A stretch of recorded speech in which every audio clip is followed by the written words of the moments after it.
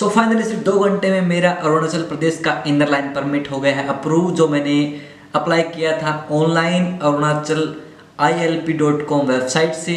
तो आइए दिखाते हैं कैसे होती है पूरी प्रोसेस और कैसे हम फॉर्म फिल करें ताकि हमारा जल्दी से जल्दी अप्रूव हो जाए। सबसे पहले हमें जाना पड़ेगा अरुणाचल ILP.com, ये वेबसाइट है इसके ऊपर। तो जैसे इस वेबसाइट को ओपन करेंगे तो हमें ऑप्शन मिलेंगे apply EILP status and reprint and view interactive map, और नीचे मिलेंगे प्रोफाइल, कल्चर और टूरिस्ट रिलेटेड जो और जानकारियां हैं, वो जितने भी यहाँ के टूरिस्ट स्पॉट्स हैं उनके बारे में जानकारियाँ मिलेंगी।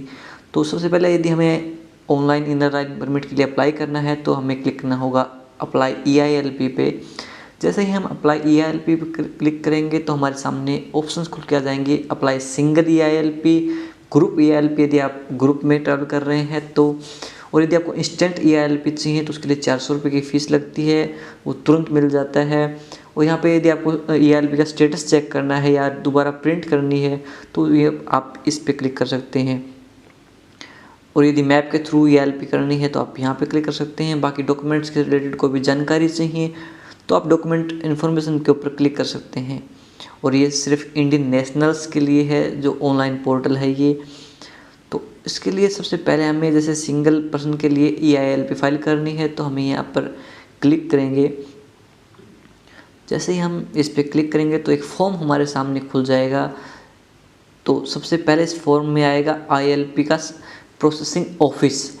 तो हम यहाँ पे कोई भी ऑफिस जो हम चाहें उससे अप्लाई कर सकते हैं। मैंने अप्लाई किया था DRC ऑफिस गुवाहाटी से।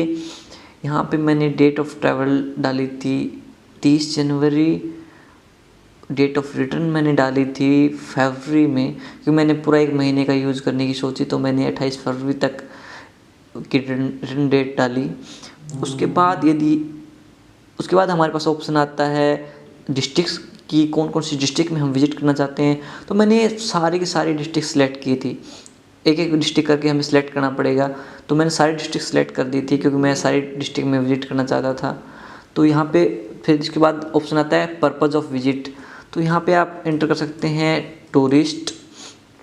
तो टूरिस्ट बस मैंने इतना ही फिलअप किया था, टूरिस्ट। और यहाँ पे सबसे जो उससे पहले आता है कैटेगरी। तो कैटेगरी में हम टूरिस्ट डाल देंगे जो परमिट कैटेगरी है। परमिट कैटेगरी के नीचे आता है लोकल रेफरेंस डिटेल्स। तो यहाँ पे बहुत सारे लोग सोचते हैं कि हमें अरुणाचल प्रदेश का लोकल रेफरेंस चाहिएगा।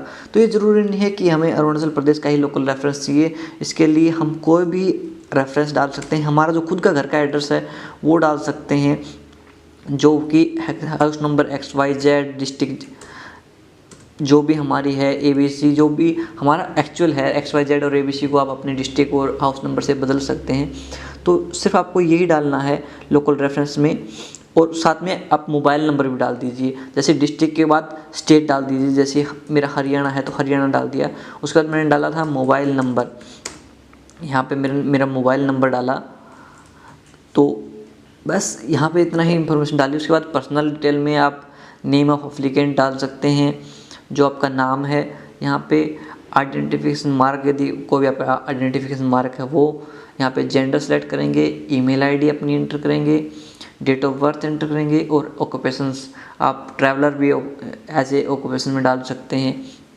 उसके बाद एड्रेस में आपको जो आपका परमानेंट एड्रेस है वो डालना है, और यहाँ पे सेम एज अबव कर देंगे तो परमानेंट और प्रेजेंट एड्रेस में ऑटोमेटिक इन दोनों पोजीशन पे सेम ले लेगा वो।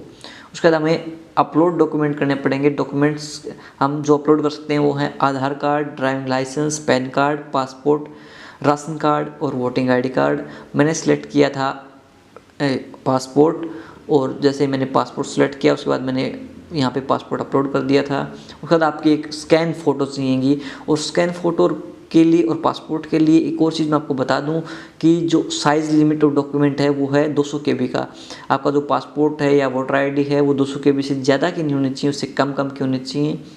और जो आपकी फ़ोटो है वो 50 KB से कम की होनी चाहिए। यदि आपको फ़ोटो 50 KB से कम की करनी है तो आप ऑनलाइन एडिटिंग टूल से रिड्यूस कर सकते हैं फ़ोटो के साइज़ को। और यदि आपकी फाइल्स डिजी लॉकर में हैं, जो गवर्नमेंट का एक टूल है जहाँ पे आप अपने डॉक्यूमेंट सेव कर सकते हैं, तो वहाँ से भी फैच कर सकता है। उसके बाद ये ऑप्शन आता है प्रीव्यू का।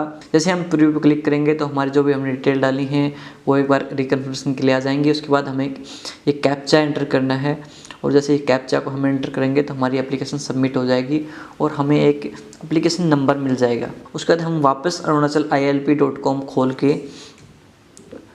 और हमारी स्टेटस चेक कर सकते हैं। अब यहाँ पे EILP स्टेटस एंड रीप्रिंट पे क्लिक करेंगे तो हम स्टेटस चेक कर सकते हैं। तो हमारा जैसे एप्लीकेशन की आईडी थी 98301, तो वहाँ पे हम एप्लीकेशन आईडी डालेंगे, फ़ोन नंबर डालेंगे तो ये बता देगा कि हमारे EILP का स्टेटस क्या है।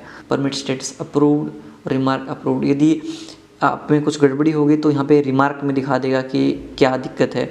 जैसे मैंने पहले एक बार अप्लाई किया था तो उसमें रिमार्क में दिखा दिया था कि लोकल रेफरेंस में कुछ प्रॉब्लम है, तो वहाँ पे मैंने सिर्फ हाउस नंबर वगैरह कुछ नहीं डाला था, मैंने सिर्फ मोबाइल नंबर डाल दिया था तो मेरे रिमार्क में आ गया था लोकल रेफरेंस एडिंग कंप्लीट। तो आप लोकल रेफरेंस में अपना कंप्लीट एड्रेस दीजिए, हाउस नंबर, विलेज, डिस्ट्रिक्ट और स्टेट।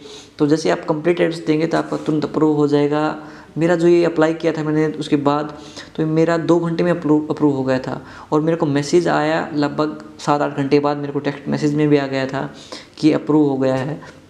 बट मैंने जैसे स्टेटस चेक किया तो 2 घंटे बाद ये अप्रूव हो गया था। उसके बाद जैसे ये अप्रूव हो जाता है तो हमें EILP की फ़ीस पे करनी पड़ती है। उसके लिए हम नीचे लिंक पे क्लिक करेंगे, पे EILP फ़ीस। उसके बाद हमें पे करनी पड़ेगी EILP की फ़ीस जो कि सिंगल पर्सन के लिए है 100 रुपये, जो हम ऑनलाइन पे कर सकते हैं। और इसके अलावा यदि हम नेट बैंकिंग से पे करेंगे तो 10 रुपये चार्ज कर रहे हैं और डेबिट कार्ड से पे करेंगे तो ये 20 रुपये एक्स्ट्रा चार्ज कर रहे हैं और यदि क्रेडिट कार्ड से करेंगे तो 1.4% और मिनिमम 20 रुपये इससे भी चार्ज कर रहे हैं। सो फाइनली हमने पेमेंट हो गई सक्सेसफुल और मुझे बैंक से सिर्फ 100 रुपये कटने का मैसेज आया है। मुझे 100 से ज़्यादा पैसे कटने का मैसेज आया नहीं, पता नहीं इन्होंने 20 रुपये डेबिट कार्ड का चार्ज के लिए लिख रखा था, बट मेरे बैंक से सिर्फ 100 रुपये कटे हैं। सो फाइनली ये है मेरी EILP जिसको मुझे प्रिंट करके अपने साथ रखना होगा। यहाँ पे मैंने सारे डिस्ट्रिक्ट के नाम सेलेक्ट कर रखे हैं, सारे चेक गेट्स मेरे में आ गए हैं और मेरा 29 से 27 1 महीने का EILP मुझे मिल गया है DRC गुवाहाटी से। सो फाइनली ये थी ऑनलाइन EILP फाइल करने की और अप्रूव करवाने की पूरी विधि। तो इसके बाद मैं अब बैग पैक करूँगा और निकलूँगा अरुणाचल प्रदेश की तरफ। बाकी इंटरेस्टिंग जर्नी आप देखेंगे अगले वीडियो में। और यदि आप इस वीडियो को देख रहे हैं फेसबुक पे तो लाइक और फॉलो कीजिए, यदि आप देख रहे हैं यूट्यूब पे तो हमें सब्सक्राइब कीजिए। धन्यवाद।